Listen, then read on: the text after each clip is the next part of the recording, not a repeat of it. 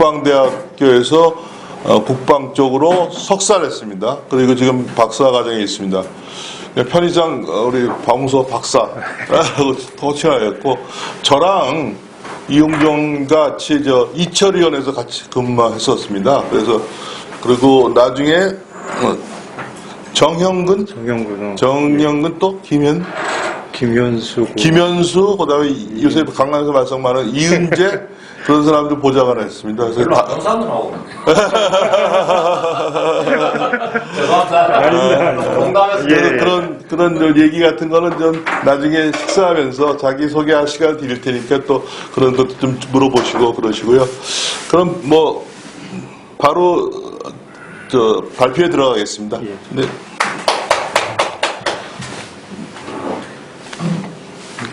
자기 소개하는 거 좀 추가 말씀하세요. 네. 이용종 박사님한테 소개받은 박웅서라고 합니다. 개인적으로는 이용종 박사님 대학 후배이기도 하고, 이철 의원실에서 같이 이철 의원님 모시기도 하고, 그 이후에는 아마 부경대 계실 때 제 부산 내려가서 가끔씩 뵙고 했다가, 마침 제가 국방대에서 석사 논문을 국가정보활동법 제정 필요성 연구라고 해가지고 정보활동, 특히 이제 그동안 많이 논란이 됐던 정보기관 개혁들은 하는데 왜 항상 정치관여 사찰 시비들이 있으면서 정보기관이 왜 동매북이 되는지, 그래서 아마 그러한 부분들에 대한 문제점을 갖고 정보 법치에 대한 필요성들, 정보 활동과 국민의 기본권 보장을 어떻게 조화를 할 것인가 하는 논문을 썼었는데, 다행스럽게도 국방대에는 법률을 전공하신 교수님들이 없어가지고 본의 아니게 아주 좋은 성적으로 학위를 받게 됐고, 지금 현재 인하대에서는 융합보안 거버넌스라고 해갖고 산업보안 관련해가지고 저는 법제 쪽으로 전공을 하면서 주로 관심 있는 게 이제 경제방첩 분야들, 경제안보 분야들, 그런 부분들에 대해서 어떻게 법제도적으로 정비를 해 나갈 것인가를 연구를 하고 있습니다. 그래서 이용종 박사님 말씀 들었을 때는 아무래도 제가 국회 정보위원회에서 관여를 하면서 활동을 했던 게 한 20년 가까이 되다 보니까 아무래도 그쪽 사정들을 알고 또 어떠한 부분들이 좀 개편이 필요한지 경험담 위주로 말씀을 좀 해달라는 부탁을 받고 준비를 했는데, 다들 아시겠지만 정보기관이라는 데가 아주 은밀하고 내밀성을 가진 조직이기 때문에 국회에서 아무리 감시 감독을 한다 하더라도 100% 그 조직을 다 이해를 하진 못하고, 다만 제가 관여해갖고 감독 감시를 할 수 있었던 부분들 속에서 느꼈던 부분들, 또 그러한 부분들이 이제 최근 윤석열 정부에 와가지고 국가정보원을 비롯한 우리나라의 국가정보활동, 정보기관들이 어떻게 개혁이 돼야 되는지, 그러한 부분들에 대한 고민의 단초들을 말씀을 드리면 좋겠다고 해서 준비를 해봤습니다. 다들 잘 아시겠지만 우리나라에는 현재 국가정보 내지는 국가정보 활동을 명확하게 규정하고 있는 법률이 없습니다. 국가안전보장회의법이라든지 정부조직법이라든지 국정원법, 이런 데에서 무엇을 해야 되는지에 대해서는 국가안전보장을 위해서 정보를 잘 해야 된다, 이러이러한 직무를 갖고 활동을 해야 된다라고 하지만은 그 정보기관들이 실질적으로 구해야 되는 정보의 정의들이 명확하지 않으니까 오히려 정권이 여야, 특히 보수 진보 간의 정권이 바뀌면서 정보기관을 바라보는, 그러면서 회색지대에 쌓여있는 징후를 가지고 서로 자기 편에 유리하게 해석을 하다 보니까 끊임없이 뭐 보수든 진보든 집권을 하게 되면은 그 정보기관의 정치 관여 부분들, 정치 사찰이란 부분들을 아주 뭐 침소붕대하는 것도 물론 있겠지만은 정보기관에 대한 그 올바른 이해 없이 서로 정략적으로 서로 뭐 접근하지 않았는가.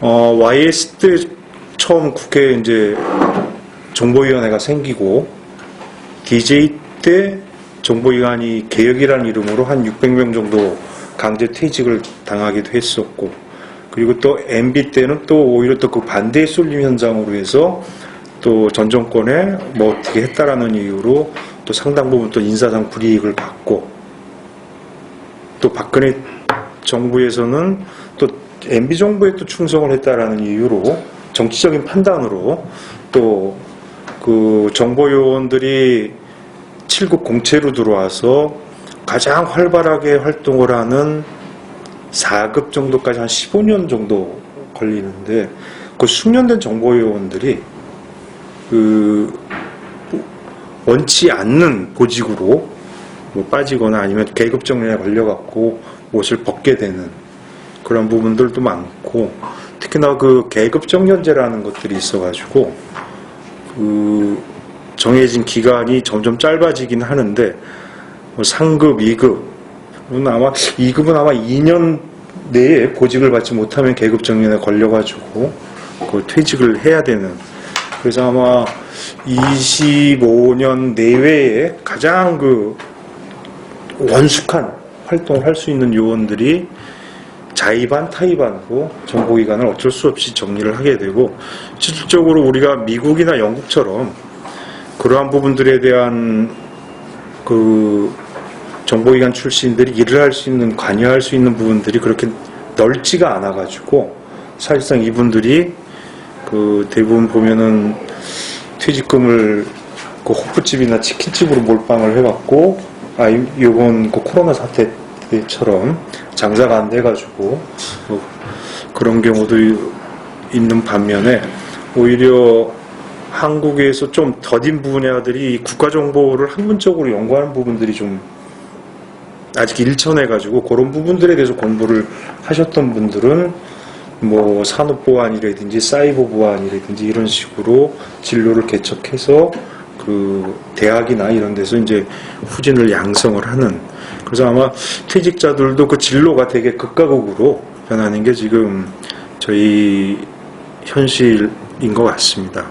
그래서 아마 그 특히나 그 제가 판단하기에는, 여기 뭐 요약에도 잠깐 적었지만은, 그 문재인 정부 때 적폐청산이라는 이유로 그 전직 국정원장들을 다 구속을 하고, 한 30여 명 되는 직원들이 구속을 당하고, 그 한 10배 되는 인원들이 검찰 조사를 받고, 그리고 아마 국정원에 파견 나왔던 검사 출신이랑 국정원 아마 법률 담당관실인지 아마 수사국 쪽에 있었던 그 변호사 하나가 아마 자살을 하는 그런 사건들이 있었는데, 그 제가 개인적으로 판단을 하기에는 그 문재인 정부가 정보기관을 국내 정치와 절연을 시키겠다는 이름으로 적폐청산을 했지만, 사실상 이명박 박근혜 전 정권을 겨냥한 정치보복 수단으로 악용이 된 것이다. 그래서 그 결과 최근에 얘기를 들어보고 이렇게 보면은 일을 안 합니다. 그러니까 얘기를 들어봤더니 신입 직원들은 위에서 뭘 시키는 거에 대해서 그 정당한 명령이냐 뭐 그러기도 하고 하니까, 일을 안 하니까 사실상 뭐 테러 정보든 뭐 국제범죄, 마약, 밀수 뭐 이런 범죄들이든 해외 경제 동향이든 이런 보고서들을 작성을 하게 되는데, 이 보고서 수준들이 점점 낮아지니까 그 상급 처장이나 4급 팀장들이 거의 밤새면서 보고서들을 다시 만드는 해갖고, 오히려 그리고 뭔 일을 시켜도 나중에 정권 바뀌면 또 적폐로 몰릴 텐데 라는 그런 부분들 때문에 사실상 동사무소 직원들보다 더 일을 안 한다라는 뭐 그런 얘기도 있을 정도로 아주 정보기관이 아니라 그 아주 행정기관의 아주 안 좋은 모습들을 보여주는 그런 걸로 그 전락을 했다라는 게 아마 최근에 퇴직을 하거나 아니면 그 곁에서 지켜봤던 분들의 공통적인 의견인 것 같고, 그래서 이 윤석열 정부에서는 뭐 최근에 국정원장이 또 임명되긴 했지만은 모사드를 지향을 하는 그런 정보기관으로 탈바꿈해야 된다라고 그 아마 얘기를 하면서 아마 준비 중인데, 그게 과연 될 것인가 하는 부분들은 조금 이따 다시 또 말씀을 드리겠습니다.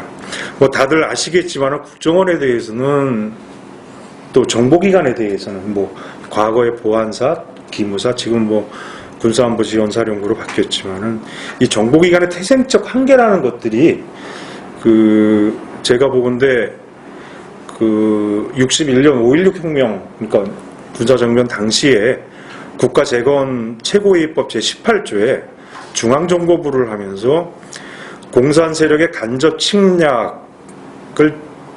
막기 위해 중앙정보부를 둔다라고 했으면 오히려 그 뒤에 굴곡이 조금 덜 했을 텐데, 하나 덧붙인 게 혁명 과업 수행의 장애를 제거하기 위하여 라고 아예 법문으로 그렇게 만들어 놔가지고 이 뒤부터 정보기관이 구체적으로 무엇을 해야 되는지 법률적으로 정의할 이유도 없었고, 왜냐하면 정의 안 하는 게 더 활동하는 게 더 편했으니까요. 그래서 아마 여기서부터 태생적 한계를 갖고 쭉 지나오던 그러한 부분들이 계속 누적이 되면서 시기별로 그 5공화국 들어서면서 한번 정리가 되고, 가장 크게 정리된 건 이제 김대중 정권 때 정리가 한번 됐는데, 그 뒤부는 끊임없이 5년에 한 번씩 정권이 교체가 되면서 계속 그 조직을 통치권자가 원하는, 내지는 통치권자 주변 사람들이 원하는 방향으로 흔들고 있다는 게 아마 가장 큰 문제점이고, 특히 그 문재인 정부에서 그 적폐 청산을 하면서 그 정보기관 서버를 전부 압수수색 영장을 받아가지고, 내지는 검사를 국정원으로 파견시켜갖고 그 직원이 연락하는 형식으로 해서 전부 뒤지면서 적폐 청산을 했었는데, 이건 세계 어느 나라에서도 유례가 없는 정보기관에 대한 조사였거든요. 과거 베트남전 당시 CIA 문제가 있어가지고 미 의회에서도 그 처치위원회나 파크위원회라는 것이 생겨가지고 그 서로 뭐 경쟁하듯이 그 했지만 결국은 조직을 보호하고, 그러면서 물론 그 문제점에 대해서 국민들이 알아야 될 부분들은 최대한 공개를 했지만 조직과 인원들 보호, 정보 활동 역량들을 보호하기 위해서 최소한으로 비밀을 유지했던 위원회들은 호평을 받은 반면에 비밀을 누설을 하고 기자들한테 누설을 했던 부분 하원의원들 상당수는 FBI 조사를 받았던 전례도 있었던 것이 있었고, 그 9.11 테러 당시에 그 대통령 특별위원회로 WMD 대응 역량 평가 보고서라고 해서 그 보고서가 발간이 돼 있었는데, 이게 한 평문으로만 공개된 게 한 700여 페이지 정도 되는데, 이것도 요약본입니다. 그게 요약본들 이렇게 보면은 평문 일부만 공개를 했고, 나머지 진상조사를 무엇을 구체적으로 어떻게 했는지는 전부 비밀로 지정을 하고 의회에 공고를 하는 그런 식으로 했었고, 마찬가지로 FBI 역시 그 9.11 테러에 대한 정보를 입수했음에도 불구하고 기관간 공유를 하지 못한 것에 대해서 그 조사를 했었는데, 이거 역시 뭐 인터넷에 FBI 홈페이지에도 올라와 있지만은 평문 일부만 공개가 돼 있고, 실질적으로 어떻게 조사를 했는지에 대한 부분들. 근데 나중에 이제 공고한 내용들을 보면은 대충 어떤 조사가 있었겠는, 그러나 짐작을 할 수 있을지언정 구체적으로 어떤 조사를 했기 때문에 이런 공고안이 나왔는지에 대해서는 전혀 모르는 뭐 그런 부분들이 있었고, 결국 그 그러니까 문재인 정부가 그런 식으로 정보기관을 조사를 하는 것 자체는 사실상 정보기관에 졸릴 가치를 부정을 하는 것이다. 그렇기 때문에 그 결과 그 정보기관이라는 것들이 과연 제대로 했었는가? 그 2019년도 일본과 소부장 사태가 날 당시에 그 해외에서 특히 중국이 그 2018년도부터 그 자원안보화 움직임이 있어가지고 이런 동향들은 캐치를 했던 거 분명한 사실이거든요. 국정원도. 근데 일본이 그 우리를 상대로 그 소부장에 대한 그 수출 제한 조치를 취한다는 부분들은 사실상 모르고 있어가지고 그 한번 그 실패를 했었던 적도 있었고. 소재 부품 장비 해가지고 그때 당시 그 반도체 만드는 장비 내지는 그 소재를 아마 일부러 수출 제한을 해갖고 우리가 하면서 결국은 우리에서 지소미아 그러니까 한일 군사정보 협정까지도 깨야 되겠다라고 하면은 뭐 그런 정도까지 갔었는데 그런 부분들이 있었고 또 하나는 그 코로나 팬데믹 사태 당시에 그 모사드 같은 경우는 전 세계 백신 개발 회사를 전부 서치를 해가지고 백신을 사전 입수한다든지 아니면 그때 이제 마스크라든지 뭐 이런 부분들까지도 전부 조달을 해왔고 그 이스라엘 총리가 공개적으로 언론에 모사드의 역할에 대해서 이스라엘 국민을 대신해서 고맙다라는 뭐 그런 치하도 했었는데 우리나라 같은 경우는 코로나 팬데믹에 대한 그 해외 동향들에 대해서는 전혀 파악을 못했었고 또 최근에는 요소수 사태가 났을 당시에도 그 중국 현지 IO를 통해 가지고 일단의 첩보는 입수했지만 그런 부분들이 국내에 어떤 식으로 적응이 가능한지에 대한 국내와 해외 정보가 국내와 연계되지 못했을 때 정보 실패를 하는 가장 대표적인 사례가 요소수 사태였었고. 아이오는 후멘트를 얘기하는 거예요? 아니요. 그 우리 정보관들이 이제 해외에 나가 있거든요. 그러니까 백색으로 나가 있는 뭐 대사관 직원들도 있는데, 예, 있는데, 그러니까 정보관들이 인텔리전스 오피서들 있었는데 아마 그 요소수 사태에 대해서는 인텔리전스 오피서라. 네. 그래서 아마 그 요소수 사태 났을 당시에는 박지원 원장이 그 정보위원들한테 이런 부분들에 대해서 자기네들이 판단 실패를 첩보를 입수했음에도 불구하고 요소수가 안 들어왔을 경우에 국내 산업에 어떤 영향들이 끼치는지에 대해서 자기들이 판단을 전혀 하지 못했었다를 하는 아마 그런 것도 있었고 또 최근에 보면은 뭐 러시아 우크라이나 전쟁 보시면은 그 압도적으로 이길 것 같은 러시아가 그 우크라이나의 판판이 깨지거나 하는 이유들을 보면은 그 전쟁의 영향으로 그 안보 패러다임이 변화했다는 것은 9.11 테러 이후에 그렇게 변하고 있다라고 하는 게 여실히 지금 증명이 되고 있는데 이게 군사 중심에서 이제 경제, 기술, 환경, 자원, 식량까지도 그 안보의 범주에 충분히 포함될 수 있다라는 걸 느끼게 해주고 최근에 또 인도에서 밀수출을 또 중단을 한다는 것 때문에 그 전 세계 특히 우리나라도 뭐 짜장면값 오르는 게 아니냐 하는 정도로 자원안보 역시 또 하는 건데 그렇다면은 그 우리의 경우에는 이러한 전통의 군사 안보, 지금 방첩, 대공 보안 이거 중심으로 있었던 부분들이 그 정보기관들이 세계가 변하고 우리의 생존 여건들이 변하고 삶의 질들이 변하는 상황 속에서 국가정보기관은 국가가 어떻게 살아나가야 되는지에 대한 국익에 필요한 정보들을 흡수해와야 되는데 이 부분들에 대해서 아직까지 변화하지 못하는 게 국회에서 법을 안 바꿔주거든요. 자꾸 그렇게 되면은 정보기관의 직무들이 대단히 넓어져가지고 또다시 또 사찰하는 거 아니냐. 이런 식의 시비들을 붙게 되고 또 가장 크게 제가 봐서는 좀 웃기다라고 말씀드리고 싶은 게 정보의 흐름을 국내와 해외를 단절을 시키면서 파악을 할 수 있겠는가. 4차 산업혁명 시대에는 그야말로 뭐 초관계 시대다 해가지고 뭐 사물 AI 같은 경우는 내가 스스로 걸어다니면서 전 세계 어디를 네트워크가 다 연결되는 가운데 속에서 어떤 건 해외고 어떤 건 국내라고 명확히 구분을 지을 수가 있겠는가. 그럼에도 불구하고 왜 우리는 자꾸 국내 정보는 안 하고 해외 정보만 하겠다라고 하는 것들이고, 국정원의 직무 내지는 정보기관의 직무 자체도 계속 그런 식으로 아주 축소시켜 놓고 정보기관대로 모사도 되라고 강요를 하는 건지, 그건 좀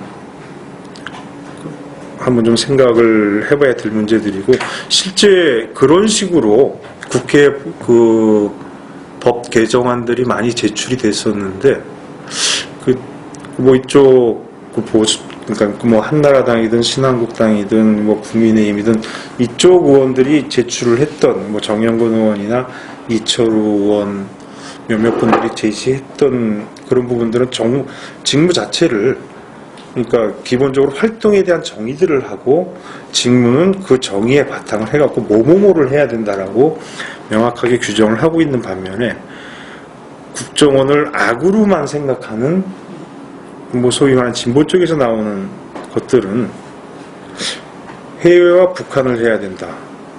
국내는 할 수 있다.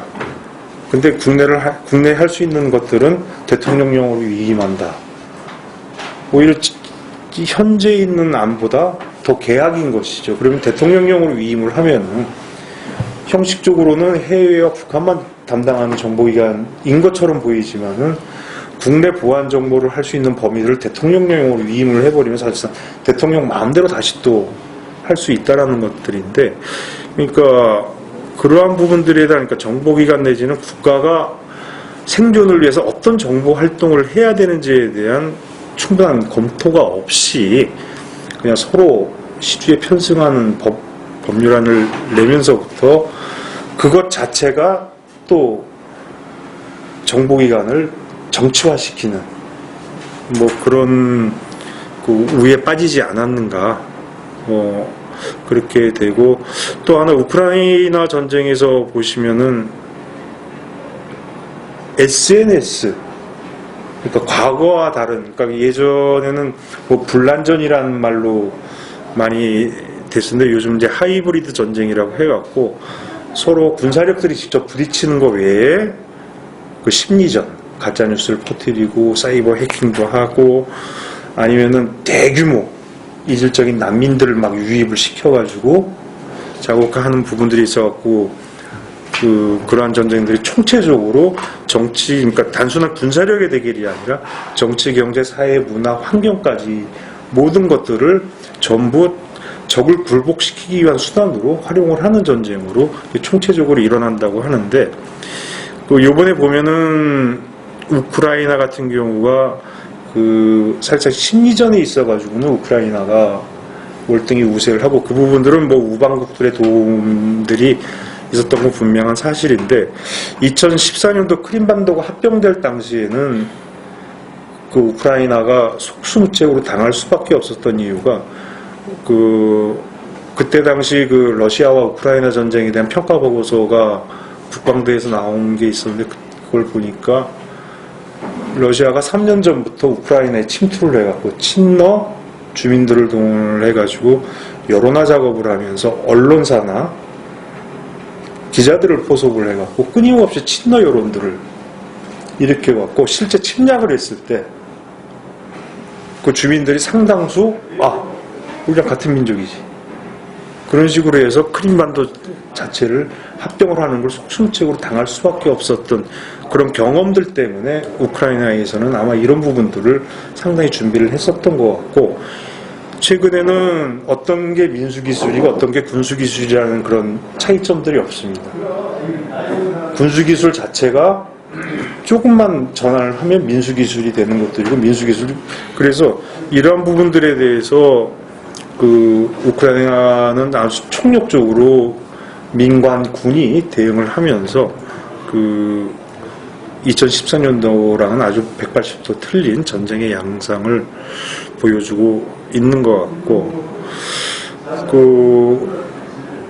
그러면서 뭐 국가정보기관의 특수성에 대한 부분들은 뭐 다들 아시겠지만은, 뭐 미국, 영국뿐만 아니라 일본 같은 경우도 그 정보기관들을 되게 강화를 하고 있습니다. 강화를 하고 있는데, 우리 같은 경우는 잘 아시겠지만은 휴대폰 감청을 아직도 못합니다. 국가 안보 목적이라도 아직 못합니다. 그 기술은 충분히 있습니다. 근데 법이 허락하지 않으니까. 특급별마다 사건마다 법 그걸 하잖아요. 제가 듣기로는 합법적으로 그걸 그게 건당으로 하잖아요. 건당으로 예. 누구랑 누구가 그렇죠, 예. 얼마나 통화를 했다라는 거지, 감청이란 부분들은 저놈이나 저놈이 실제 무슨 대화를 했는지가 중요한 거 아니겠습니까? 24시간 계속 들어야 된다 이제. 그러니까 미국 같은 경우는 어떤 식으로 보장을 하고 있냐면은, 감청을 할 수 있는 시스템과 프로그램, 장비를 통신회사에다 해갖고 니들이 안보 목적이든 범죄 수사 목적이든 정부에 협력을 하도록 규정을 해놨습니다. 그리고 이거에 드는 비용들은 국가에서 부담을 해줄게. 해갖고 굳이 뭐 이렇게 예전처럼 뭐 전화선 어디다 이렇게 몰래 거는 게 아니라 통신회사에다 얘기를 하면 그게 전부 디지털로 남아있기 때문에, 디지털 변환들은 기술적으로는 얼마든지 가능하기 때문에 그 감청을 할 수가 있는 반면에, 우리 같은 경우는 기껏 하는 게, 그러니까 뇌물 범죄에 가끔 이제 기지국 통화 기록들이 이렇게 나오는데, 우린 만난 적이 없고, 저랑 뭐 이용종 박사님이 여기서 만난 적이 없고, 난 밥도 먹은 적 없다 했는데, 기지국 이렇게 이제 서로 이렇게 보면은 점물이 이렇게 막 찍힙니다. 그럼 내 전화기가 막 점이 찍히고, 이 박사님 전화기가 찍혀갖고 이렇게 만났다가 또 이렇게 헤어지는 게 보이거든요. 그럼 기지국 기록을 보니까, 근데 저희가 감청영장으로 할 수 있는 부분들은 이 정도 수준 외에는 실질적으로 만나기 위해서 서로 통화를 했을 것이고 했던 부분들에 대한 감청이란 부분들은 전혀 못하고 있는 부분들이고, 이 부분들 같은 경우는 뭐 국내 범죄 수사에 대한 그 부분이 아니라 국가 안보를 위해서라도, 특히 아까 제가 말씀을 안 드렸지만은, 우리나라는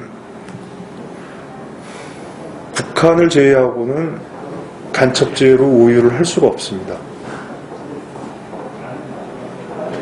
나머지, 그러니까 북한을 제외한 뭐 미국 간첩이든 중국 간첩이든 일본 간첩이든 군사 기밀을 유출했을 경우에만 군사기밀보호법으로 그 우유를 할 수가 있지, 그거 외에는 아무런 간첩 행위를 해도 저희는 간첩죄로 우유를 할 수 없고, 그래서 계속 곁다리, 뭐 산업기밀유출법이라든지 영업비밀보호법이라든지 하는데, 그건 이제 법원에 가면은 판판이 깨지는.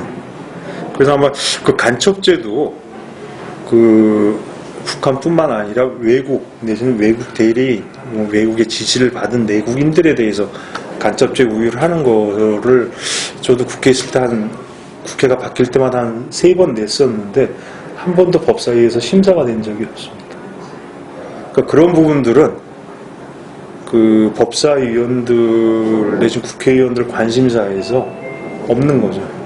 이게 실질적으로 국익을 위해서는 이렇게 법 개정이 필요함에도 불구하고 실질적으로 많은 이런 쪽에 종사하시는 분들은 그런 부분들을 절실하게 필요하게 하면서도, 우리나라는 일단 법 제도적으로 무장 해제돼 있다는 것들이 일단 가장 큰 문제점이라고 할 수 있고, 최근에 북한과 중국의 우리나라에 대한 공작 양상들을 보면은 상층부 통정공작이라고 해가지고, 통일전선 공작이라고 해가지고 제도권 진입을 꾀하고 정치권으로 들어오는 것들인데, 이석기가 성공을 했습니다. 경기동부연합에. 뭐 경기 동부연합에 대한 구체적이고 뭐 지금 어제 당선되신 분도 뭐 연관이 돼 있다고 이런 부분들도 있긴 하지만은 뭐 그런 부분들이 있었고, 또 하나는 최근에 가장 우려스러운 게 중국이 우리나라에서 벌이고 있는 그 친중 종속화 통종 공작에 대해서 우리는 아주 속수무책인데, 아마 공자 학교는 다들 아실 겁니다. 근데 공자 학교가 대접받는 나라가 전 세계에서 우리나라뿐이었어요. 이제 해외에선 전부 퇴출되고 있어요. 그리고 아마 중국인 유학생이나 방문 학자들 모임이라고 해서 중국 학생 학자연합이라고 있는데, 이게 그 대사관이랑 전부 연결이 돼 있어가지고 대사관의 지시를 받고 전부 활동을 하고, 사실상 그 대학 같으면은 R&D와 관련된 비밀들 뭐 이런 것들 하고, 제 기억으로는 아마 올림픽 성화봉송이었나 아니면 그 월드컵 때였나 아마 뭘 봉송을 하는데, 뭐 중국 애들이 뭐 신기가 틀리다고 해가지고 아마 일제히 봉송도를 방해를 했다가 갑자기 쫙 사라졌는데, 아마 그때도 아마 대사관 지시를 받고 일제히 뛰쳐나왔다가 다시 또 들어간 걸로 알고 있는데, 실제 미중 경제안보 검토위원회라고 그 미 의회에 자문기구로 있는데, 여기 보고서를 보면은 뭐 기가 참이나 뭐 전부 뭐 공작당 뭐 이런 거 다 해가지고 그 활동시키게 하고, 안 되면은 본국에 있는 너희 그 가족들 어떻게 될지 모른다 이런 식으로 협박을 하거나 그런 식으로 해서 전부 하는데, 국내에 들어와 있는 중국인 수를 감안을 하면은 또 이런 부분들에 대해서 우리가 지금 사실상 손 놓고 있는 실정이라고 한다면은, 외국 같은 경우는 이런 부분들에 대해서 계속 끊임없이 중국과 하면서 전부 퇴출을 시키고 계속 중국에 대한 견제를 함에도 불구하고 우리나라는 중국의 공작들이 지금 성공을 하고 있는 게 아닌가, 그런 부분들이 있는 것 같고, 이런 부분들 속에서 아마 국정원에다가도 이런 부분들 얘기를 해도 뚜렷한 그 대응책이 없는 그런 상황인데, 결국은 그 아마 결론처럼 말씀을 드리자면은, 국정원이 모사드가 될 수 있는가 봤을 때 가장 큰 차이점은, 모사드는 전 세계에서 가장 극렬한 전투형 정보기관입니다. 뭐 아시다시피 뭐 영화 미네에도 나왔지만은 그 올림픽에 참석한 그 이스라엘 선수단을 7년 동안 쫓아다니면서 뭐 일부 과장되긴 했지만은 뭐 그런 부분들도 있고 하고, 미국 같은 경우도 CIA가 있고 뭐 영국 같은 경우도 MI6가 있고 하는데, 이렇게 해외 정보기관들이 국익을 위해서 그렇게 활동을 할 수 있었던 배경에는 강력한 국내 방첩기관이 있었기 때문에 가능했던 것들입니다. 미국 같은 경우는 FBI가 있고요, 영국 같은 경우는 MI5가 있고요, 프랑스 같은 경우도 국내 안보 총국이라고 해서 최근에 다시 또 이렇게 모아놓은 그런 것들도 있고 해가지고 강력한 방첩 활동을 하면서, 왜냐면 뒤에서 털릴 일이 없어야 되니까 해외 나가서 활동을 할 때. 그런데 우리는 그러한 고민들도 없이 지금 국내 활동을 다 중단시키고, 국내 보안기관, 뭐 경찰, 검찰, 뭐 군사안보지원사, 국정원 같은 경우는 사실상 대공, 방첩 이런 부분들이 있어가지고 사실상 무장 해제된 상태다. 모사드 이용으로 국정원이 발전을 하려면 우리도 모사드를 뒷받침할 수 있는 강력한 보안 방첩기관이, 국내 방첩기관이 있어야 된다. 이것이 담보되지 않는 한 우리가 모사드를, 국정원을 아무리 모사드로 발전을 시키려고 해도 이 부분은 되질 않는다. 그렇다면은 그 강력한 국내 보안 방첩기관이 뭐냐? 이건 뭐 군도 마찬가지겠지만은, 그 최근에 그 장병 정신교육 자료에 북한을 다시 또 적이라고 지칭을 하게 됐다고 엊그제 그 언론에 났더라고요. 그 전까지는 그러니까 좌파 정권에서는 위협이 됐다가 우파 정권에서는 적이 됐다가 계속 적과 위협, 북한이라는 존재가 정전 이후엔 우리의 끊임없는 국가의 생존을 위협하는 적이 분명함에도 불구하고 정권의 정치색에 따라가지고 위협이 되고 적이 되고 하는 걸 봤을 때 과연 군인이나 내지는 국익을 위해서 활동하시는 분들은 무엇을 위해서 활동을 해야 되는지 그 정체성에 대한 혼란을 느낄 수밖에 없고, 당연히 그러면 정부의 역량 자체는 떨어질 수밖에 없는 것들이고, 결국에는 국정원이 모사드처럼 될 수 있느냐 하는 부분들은 우리의 주적이 누군지를 명확하게 해야 그 다음에 모사드를 지향을 하되, 즉 모사드를 지향하는 건 해외에서 한다 이런 것들이 아니라 북한이 가장 두려워하는 정보기관으로 거듭날 수 있는 한국형 정보기관이 무엇인가, 그 발전 모델들을 윤석열 정부는 이제 찾아야 된다라는 겁니다. 그런 부분들을 준비를 하고 법제도적으로 안보 법제들을 완성을 해갖고 2년 뒤에도 요번 지방선거 결과처럼 좀 좋게 나와가지고 그런 것들이 법제도적으로 정비가 좀 됐으면 하고, 재작년에 그 은퇴를 한 그 모사드 국장 메이어 다간이라고 있는데 이 양반 취임사가 적의 뇌를 삼켜라 했습니다.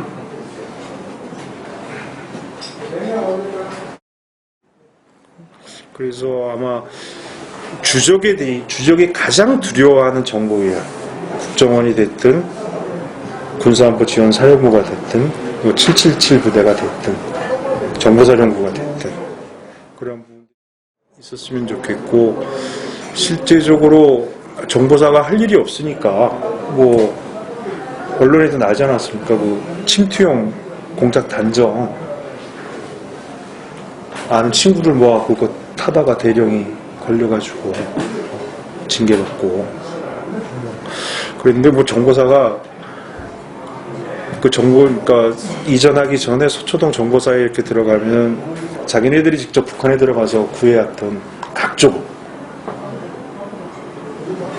적의 전투력을 측정을 할 수 있는 각종 교본에서부터 하다못해 군복까지 총 아마 지금은 다들 아시겠지만은 이 북한 핵실험하기 전에는 우리 수도권에서 우리나라의 가장 큰 문제점이 북한의 방사포에 대한 대응을 어떻게 할 것인가가 가장 큰 위협이어가지고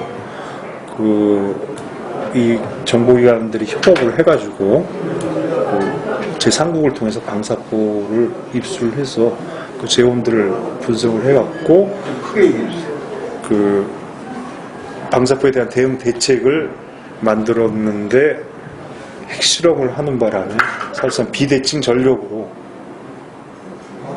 하고, 아마 그때 당시까지도 북한 핵 문제에 대해서 그 국방정보본부에서는 북핵을 담당하는 상설 조직들이 없다가 생겨가지고 쭉 하는데, 핵 문제에 대한 판단, 북한 핵 능력에 대한 판단들이 정부별로 또 다 틀리니까 정치색에 따라가지고 하니까 실질적으로 정보활동을 할 수도 없고 안 할 수도 없는 그런 딜레마에 빠진 게 한국의 정보기관들이 아닌가.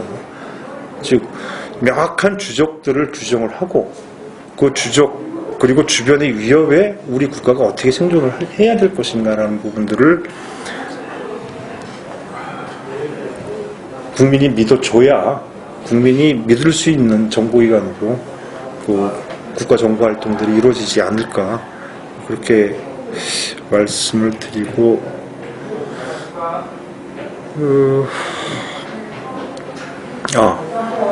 또 어디 봤더니 이스라엘 정보기관의 특징과 국민적 지지는 적에 대한 가혹함에서 비롯된답니다.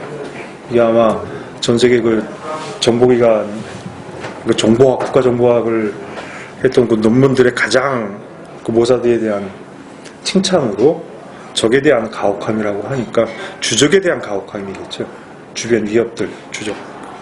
우리도 북한을 주적으로 두고 주변 사강뿐만 아니라 우리의 생존 안보, 국가의 생존 안보를 위협하는 주변 위협들에 대해서 그 방어를 하고 최악의 대비를 할 수 있는 조직들은 정보기관들 외에는 없다라고 보거든요.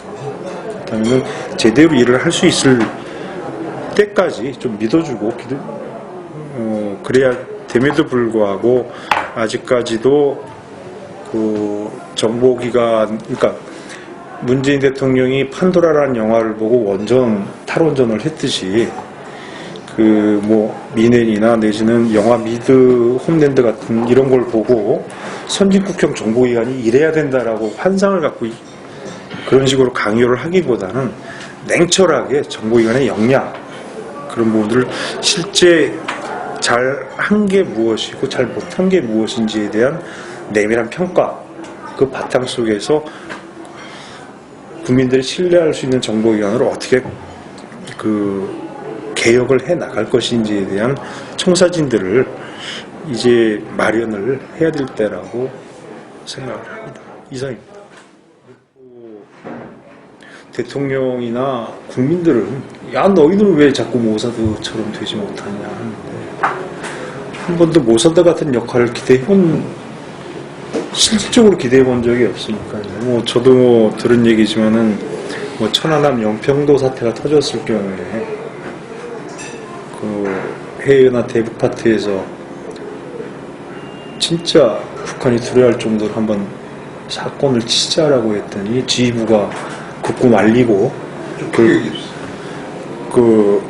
이게 이제 국제 분쟁이 생길지 남북한 분쟁이 생길지 모르니까 극구 말리고 그 직원은 퇴직시키는 뭐 그런 사례도 있었거든요. 결국은 적한테 우리를 건드리거나 우리 조국을 건드리면은 너희들이 그 천배 만배로 되갚음을 당할 수 있다라는 교훈을 심어주질 못하니까 그런 부분이 있고, 또 하나는 과거에 뭐 임동원 원장도 그렇고 뭐 박지원도 그렇고 뭐 김만복 원장이라든지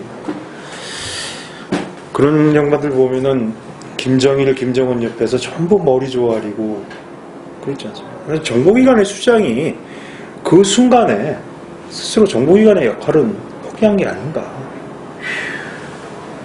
또 뭐 인터넷에서도 그런 말씀들 많이 나오더라고요. 대북 밀사 출신 박지원이를 거기 시킨 거는 북한 요구에 따른 거 아니냐. 질문하는 예. 딴게 아니라 잠깐 뭐 나중에 다시 소개할 시간이 있겠지만 간단하게 자기 소개하시고. 저는 저기 최종 그 한성대에서 행정학과 교수님 드리겠고요. 그 제가 국정원에 대해서도 뭐 관심이 많고 그런데 이 문재인 정부 들어서 이제 국정원 뭐 개혁을 한다고 하면서 이제 수사권 있지 않습니까? 네. 폐지한다고 하는데 근데 지금 그 수사권 관련해서는 뭐 어떻게 되고 있는지 이제 수사권은 얘기가 없어요. 아마 내년 3년 후에 있으니까요. 아마 내년 1월 1일자로 아마 경찰로 넘어가는 거예요. 경찰서? 네. 그 확정되는 건가요, 법으로? 예, 3년 유예를 했습니다. 그때 법 개정을 하면서 수사권 이관은 3년 유예를 했습니다. 그런데 지금 수사권이 경찰도 실질적으로 경찰 지휘부는 그걸 받아야 된다 그러면서 뭐 이렇게 해야 되는데 실제로 그걸 하는 보안 쪽에 종사하시는 분들 얘기 듣고는 절대 그게 안 왔으면 좋겠다. 할 능력이 없습니다. 그 3년 유예대가 언제까지 된 거예요? 아마 내년 1월 2일에 네. 잠깐만요. 제가 한번 검색을 해보겠습니다.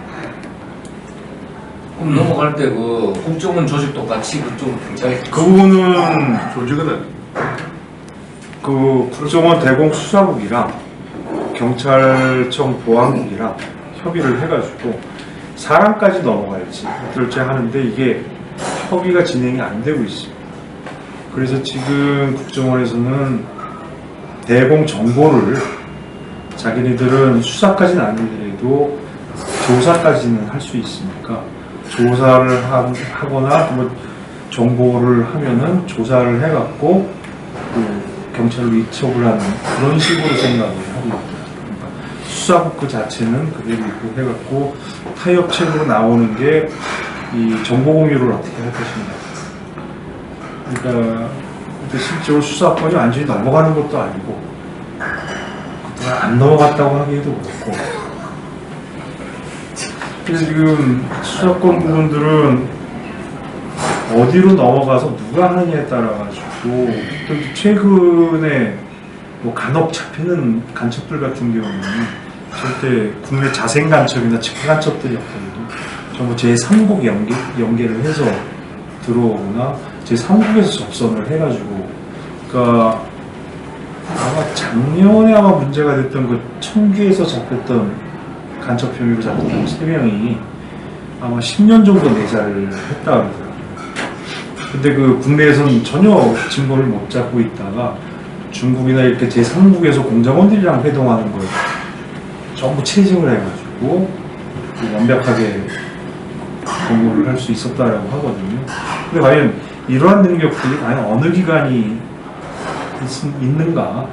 저희 최근에 그런 북한의 그 대남공작 침투 양상을 봤을 때 이런 부분들은 기관 간 협조를 어떻게 할 것인가 하는 부분들이 가장 중요한 부분들이지, 수사권을 그래 여기 있는 걸 저쪽에다 붙이면 더 잘 될 것이다, 저는 절대 그렇게 보진 않고. 이제 제가 드렸던 질문과 이제 연관해서 추가 말씀드리면, 사실은 지금 뭐 논의했던 내용이 예, 법이 뭐 만들어지지 않으면 불가능한 거 아닙니까? 예, 그렇죠. 근데 지금 이제 대한민국의 정보라는 거에 대한 어떤 문화적인 맥락에서 볼 때 네.